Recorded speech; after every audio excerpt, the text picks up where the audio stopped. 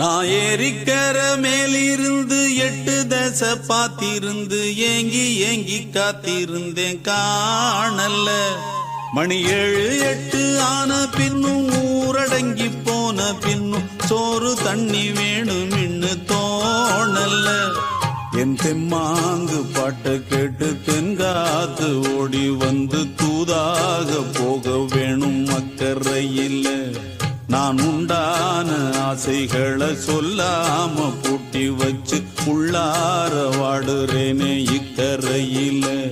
நான் ஏரிக்கர மேலிருந்து 8 தசை பாத்திருந்து ஏங்கி ஏங்கி காத்திருந்தேன் காணல்ல.